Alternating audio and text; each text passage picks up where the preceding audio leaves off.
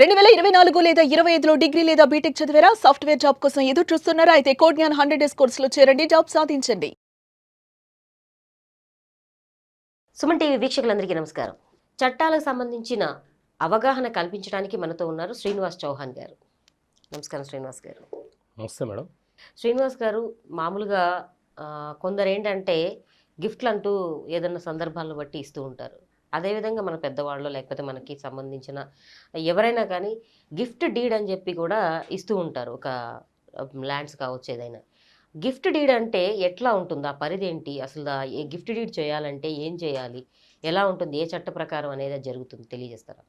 Gift అంటే బహుమతి. Gift deed అంటే బహుమతి ఇస్తున్నట్లు రాసుకునే ఒక పత్రం. ఆ పత్రం ఇప్పుడు రిజిస్ట్రేషన్ చేసుకుంటున్నాం. గిఫ్ట్ డీడ్ ఎవరు ఇవ్వచ్చు, ఎవరికి ఇవ్వచ్చు అనేది తెలుసుకుందాం. గిఫ్ట్ డీడ్ అంటే ఎవరైనా ఒక వ్యక్తి తనకు వారసత్వంగా వచ్చిన ఆస్తిని కావచ్చు, తన కష్టార్జితంతో సంపాదించిన ఆస్తి కావచ్చు,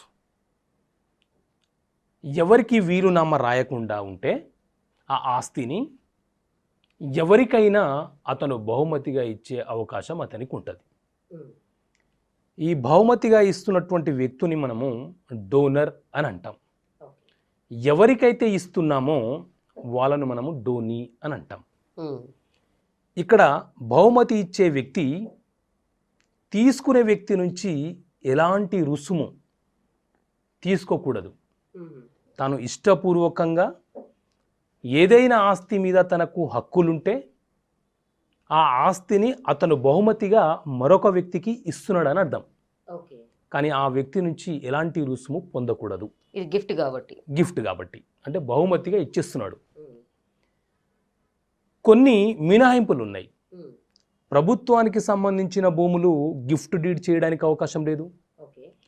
ఫారెస్ట్ డిపార్ట్మెంట్కి సంబంధించిన భూములు గిఫ్ట్గా చేయడానికి అవకాశం లేదు. ఇలా కొన్ని మినహాయింపులు ఉన్నాయి. ఈ బహుమతి పొందిన వ్యక్తి ఎవరైతే ఉన్నారో, బహుమతి ఇచ్చిన వ్యక్తి ఎవరైతే ఉన్నారో, వీరిద్దరి యొక్క అండర్స్టాండింగ్ని బట్టి అందులో కండిషన్స్ రాసుకోవడం అనేది జరుగుతుంది. కండిషన్స్ వారి ఇష్ట ప్రకారంగా ఆ గిఫ్ట్ డీడ్ రిజిస్ట్రేషన్ చేసుకోవాలి, స్టాంపు డ్యూటీ కూడా చెల్లించి రిజిస్ట్రేషన్ చేసుకోవాలి. అప్పుడు ఆ గిఫ్ట్ డీడ్ చెల్లుతుంది. తిరిగి బహుమతి ఇచ్చిన వ్యక్తి క్యాన్సల్ ఎప్పుడంటే అప్పుడు చేసుకోవడానికి అవకాశం లేదు. దీన్ని క్యాన్సిల్ కూడా చేసుకోవడానికి అవకాశం లేదు. గిఫ్ట్ పొందిన వ్యక్తి అనుమతితో మాత్రమే దీన్ని క్యాన్సిల్ చేసుకోగలుగుతాం. అంతేకాని నేను గిఫ్ట్ ఇచ్చాను కదా, ఆ మరుసటి రోజు నేను క్యాన్సిల్ చేసుకుంటాను అంటే కుదరదు. ఇచ్చిన తర్వాత మనకి కుదరదు. ఎవరైతే గిఫ్ట్ పొందారో అతని యొక్క సమ్మతితో మాత్రమే ఈ గిఫ్ట్ డీడ్ క్యాన్సిల్ చేయడం అనేది జరుగుతుంది. లేనితో క్యాన్సిల్ కావడానికి అవకాశం ఉండదు. అయితే ఇక్కడ మనం స్టాంప్ డ్యూటీ, రిజిస్ట్రేషన్ ఛార్జెస్ చెల్లిస్తాం కదా. మన రక్త సంబంధికులకు గిఫ్ట్ డీడ్ ఇస్తే ఒక రకమైనటువంటి ఛార్జెస్ ఉంటాయి. రక్త సంబంధం కాని వ్యక్తులకు గిఫ్ట్ డీడ్ చేస్తే ఒక రకమైనటువంటి ఛార్జెస్ మనం చెల్లించి రిజిస్ట్రేషన్ చేయడం అనేది జరుగుతుంది. దీనికి సంబంధించి రెండు రకాలుగా కూడా చేసుకోవచ్చు. బయట వాళ్ళకి ఒకలాగా, లేదంటే కుటుంబ రక్త సంబంధికులకు ఒకలాగా రిజిస్ట్రేషన్ అనేది జరుగుతుంది.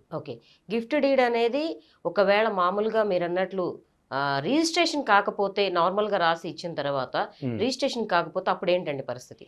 రిజిస్ట్రేషన్ కావాల్సిందే. సేల్ డీడ్ లాగా రిజిస్ట్రేషన్ అవుతేనే ఆ ఆస్తి ఏదైతే ఉందో, అంటే మూవేబుల్ ప్రాపర్టీయా, ఇమ్మూవబుల్ ప్రాపర్టీయా, స్థిరాస్తియా, చిరాస్తియా, ఏ ఆస్తిని నువ్వు బహుమతిగా ఇస్తున్నావో దానికి సంబంధించిన రిజిస్ట్రేషన్ జరగాలి. ఆ రిజిస్ట్రేషన్ జరిగినప్పుడే దాని యొక్క వ్యాలిడిటీ పెరుగుతుంది. అదొక లీగల్ వ్యాలిడిటీ అనేది ఆ డాక్యుమెంట్కి వస్తుంది. అప్పుడు బహుమతి పొందిన వ్యక్తికి అనేక అధికారాలు ఉంటాయి. చట్ట ప్రకారంగా తాను భవిష్యత్తులో ఆ గిఫ్ట్గా పొందినటువంటి ఆస్తిని కాపాడుకునే అవకాశం అతనికి ఉంటుంది. ఎందుకంటే ఆ తర్వాత వీళ్ళ వారసులు దానికి వ్యతిరేకంగా ఫైట్ చేయొచ్చు. కాబట్టి అది రిజిస్ట్రేషన్ చేసుకుంటేనే బహుమతి పొందిన వ్యక్తికి అనేక హక్కులు ఉంటాయి కాపాడుకోవడానికి. కొన్ని సందర్భాలలో ఏంటంటే వాళ్ళకి రాస్తారు, రాసిన తర్వాత రిజిస్ట్రేషన్ అయ్యే లోపు అనుకోని సందర్భాలు లేకపోతే వేరే ఆ పర్సన్ లేకుండా పోవడం అలాంటి సందర్భాలు జరుగుతాయి. అలాంటప్పుడు ఏం చేయాలంటారు? ఇది జరగడానికి కారణం ఏంటి అని అంటే చట్టం మీద అవగాహన లేకపోవడం. ఏదో ఒక పేపర్ మీద, అవునండి, ఒక వైట్ పేపర్ మీద నేను గిఫ్ట్గా ఇచ్చేస్తున్నాను తీసుకోండి అని చెప్పి రాసేస్తే అది వ్యాలిడిటీ ఉండదు, అది వ్యాలిడ్ కూడా కాదు. కాబట్టి అలా కాకుండా మనకు అవగాహన లేదు కాబట్టి మనం ఇష్టపూర్వకంగా బహుమతి ఇస్తున్నా కూడా ఒక డీడ్ రిజిస్ట్రేషన్ చేసుకోకపోవడం వల్ల భవిష్యత్తులో బహుమతి పొందిన వ్యక్తి సమస్యలు ఎదుర్కొంటారు. ఎవరైతే ఇచ్చారో, గిఫ్ట్ ఇచ్చారో వారికి సంబంధించిన వారసులు, వాళ్ళ పిల్లలు ఎవరైతే ఉన్నారో వారు భవిష్యత్తులో ఆ ప్రాపర్టీ మాది, మా ఫాదర్ది, మా నాన్న ఎవరికి గిఫ్ట్ ఇవ్వలేదు, ఎవరికి వీలునామా రాయలేదు అని చెప్పి వాళ్ళు కోర్టులో పిటిషన్ వేసి వారికి ఇబ్బందులకు గురి చేసే అవకాశం ఉంటుంది. కాబట్టి ఇది తెలుసుకొని రిజిస్ట్రేషన్ చేసి గిఫ్ట్ డీడ్ ఇస్తేనే అది సక్రమమైనది, చట్టపరమైనది. అంటే జనరల్గా రిజిస్టర్ చేసేదానికి గిఫ్ట్గా రిజిస్టర్ చేసేదానికి కూడా డిఫరెన్సెస్ ఉంటాయండి? ఉంటాయి, డిఫరెన్సెస్ ఉంటాయి కదా. ఇప్పుడు సాధారణంగా మీరు తెల్ల పేపర్ మీద రాసిస్తే అది దానికి లీగాలిటీ లేదు. అది కాదండి, మామూలుగా అమ్మినప్పుడు ఉండే రిజిస్ట్రేషన్స్కి గిఫ్ట్ డీడ్గా ఇచ్చే రిజిస్ట్రేషన్స్కి ఉండే అమౌంట్లో కూడా తేడా ఉంటుంది, చాలా తేడా ఉంటుంది. ఇక్కడ నామినల్గా ఉంటుంది, ఏది గిఫ్ట్ ఏదైతే ఇస్తున్నామో దాని మీద నామినల్ ఛార్జెస్ని పే చేస్తామో, సేల్ డీడ్ జరిగినప్పుడు మార్కెట్ వాల్యూని బేస్ చేసుకొని ఛార్జెస్ అనేది పే చేయడం అనేది జరుగుతుంది. అదేవిధంగా ఇప్పుడు గిఫ్ట్ డీడ్గా ఇచ్చేటప్పుడు సాక్షుల సంతకాలు కూడా అవసరం. సాక్షుల సంతకాలు కూడా అవసరం. ఈ సాక్షుల సంతకాలను తీసుకుంటే ఆ డాక్యుమెంట్, ఆ డీడ్కి ఇంకా లీగాలిటీ పెరుగుతుంది. ఓకే, చట్ట ప్రకారంగా దానికి కొంత అక్యురేట్ బర్డన్ అనేది ఉంటుంది అన్నమాట. కొంతమంది ఏంటంటే గిఫ్ట్ డీడ్ గా రిజిస్ట్రేషన్ చేసేస్తారు, వాళ్ళకి ఇచ్చేస్తారు. చాలా మంది గిఫ్ట్ డీడ్ చేసేటప్పుడు కూడా ఏం చేస్తుంటారు అంటే, సీక్రెట్ గా, సపోజ్ మీరు గిఫ్ట్ ఇస్తున్నారు అనుకోండి, నాకు గిఫ్ట్ డీడ్ ఇచ్చేటప్పుడు తీసుకునే వ్యక్తి ఏం చేస్తారంటే మీ పిల్లల సంతకాలను కూడా సాక్షులుగా తీసుకుంటారు. సో అక్కడ పిల్లలు తిరిగి కేసు వేయడానికి అవకాశం లేని కెపాసిటీని కోల్పోతారు. సో సాక్షుల సంతకాలు కూడా ఇక్కడ చాలా ముఖ్యం అంటారు. గిఫ్ట్ డీడ్ అయినా సరే అవసరం, కంపల్సరీ రూల్స్ అండ్ రెగ్యులేషన్స్ ఏవైతే ఉంటాయో అవన్నీ కరెక్ట్ గా పెట్టుకోవాలి అంటున్నారు. మినిమం 2 విట్నెస్లు ఉండాలి, ఆ గిఫ్ట్ డీడ్ విజయవంతం అవుతుంది. ఒకవేళ క్యాన్సిల్ చేసుకోవాలి అనుకుంటే మీరు ఎలాగూ ఇచ్చిన పర్సన్ కి లేదు అన్నారు, పుచ్చుకున్న పర్సన్ చేసుకోవచ్చా? అతను కూడా అంటే ఒకే వ్యక్తి వెళ్ళి క్యాన్సిల్ చేసుకోలేడు, ఇద్దరు అనుమతి ఉండాలి. ఇచ్చిన వ్యక్తి అనుమతితోనే మాత్రమే క్యాన్సిల్ చేసుకోవాలి. ఇద్దరు మళ్ళీ ఒక అండర్స్టాండింగ్ రావాలి. ఇద్దరు ఒక అండర్స్టాండింగ్ వచ్చి బహుమతి ఇచ్చి, మీరు ఏదైతే బహుమతి ఇచ్చారో దాన్ని క్యాన్సిల్ చేసుకుందామండి, నేను అనేక రకాలుగా ప్రాబ్లం ఫేస్ చేస్తున్నాను మీ కుటుంబం నుంచి, నాకు వద్దండి అని అతను అంగీకరిస్తే అప్పుడు క్యాన్సిల్ చేసుకోవచ్చు. అంతేగాని అతని అంగీకారం లేకుండా ఇచ్చిన వ్యక్తి క్యాన్సిల్ చేయలేడు, తీసుకున్న వ్యక్తి క్యాన్సిల్ చేయలేడు. ఇద్దరు మళ్ళీ కంపల్సరీ మ్యూచువల్ అండర్స్టాండింగ్ తోనే మనం క్యాన్సిల్ చేసుకునే అవకాశం ఉంటుంది. ఒక రకంగా చెప్పాలనుకుంటే సేల్ డీడ్ కంటే లీగల్ గా కొంత కండిషనబుల్ అన్నమాట, ఇది కొంచెం స్ట్రాంగ్ ఉంటుంది. అదే ఇంకొక సందేహం అండి, ఎవరైతే తీసుకున్నారో ఈ గిఫ్ట్ డీడ్, ఆ పర్సన్ ఇంకొకరికి గిఫ్ట్ గా ఎట్లా ఇచ్చేయచ్చు? అదే పర్సన్ కి ఇవ్వచ్చు. అతనికి ఆల్ రైట్స్ వచ్చాయి కదా, అతనికి అన్ని హక్కులు వచ్చాయి కదా ఆ ప్రాపర్టీస్ మీద, అతను వేరే వ్యక్తులకు కూడా గిఫ్ట్ చేసుకోవచ్చు. ఎవరైతే ఇచ్చారో వాళ్ళకి కూడా గిఫ్ట్ గా ఇచ్చేయచ్చు, వేరే వాళ్ళకైనా ఎవరికైనా ఇచ్చుకోవచ్చు. అంటే ఆ ప్రాపర్టీ మీద ఓనర్షిప్ అతనికి వచ్చేసింది, అతనికి వచ్చిన తర్వాత ఆ ప్రాపర్టీని అతను ఏ రకంగా వాడుకోవచ్చు, సేల్ చేసుకోవచ్చు, గిఫ్ట్ ఇచ్చుకోవచ్చు, ఇంకేదైనా చేసుకోవచ్చు, అతని హక్కులుగా. అంటే గిఫ్ట్ గా ఇచ్చారు కాబట్టి ఇది సేల్ చేయకూడదు అట్లా ఏమైనా ఉంటాయి కండిషన్స్? ఏముండదు, కండిషన్స్ అని చాలా చెప్పారు. అట్లేం లేదు. ఇప్పుడు ఉదాహరణకు ప్రభుత్వము పేద ప్రజలకు భూములు ఇచ్చింది సాగు చేసుకుని బ్రతకడానికి. ఆ భూములు అమ్ముకోవద్దు, ఎందుకంటే అక్కడ గిఫ్ట్ లాంటి ట్రాన్సాక్షనే, కానీ ప్రభుత్వము సాగు చేసుకోమని ఇచ్చింది, ఒక పర్పస్, జీవన ఆధారం కోసం ఇచ్చింది. ఆ భూములను మనము అమ్ముకోలేము, గిఫ్ట్ ఇచ్చుకోలేము.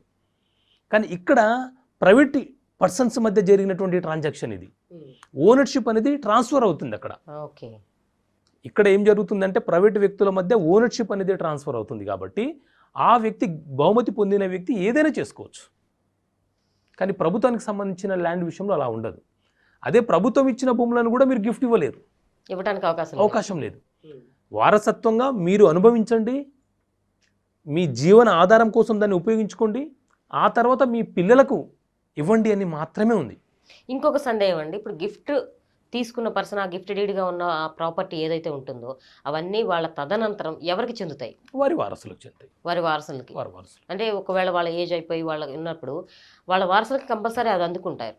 చెందుతుంది మళ్ళీ ఇది వారసులకు చెందడం అనేది మళ్ళీ ఈ సబ్జెక్ట్ కొంత డీప్గా ఉంటుంది చూడండి.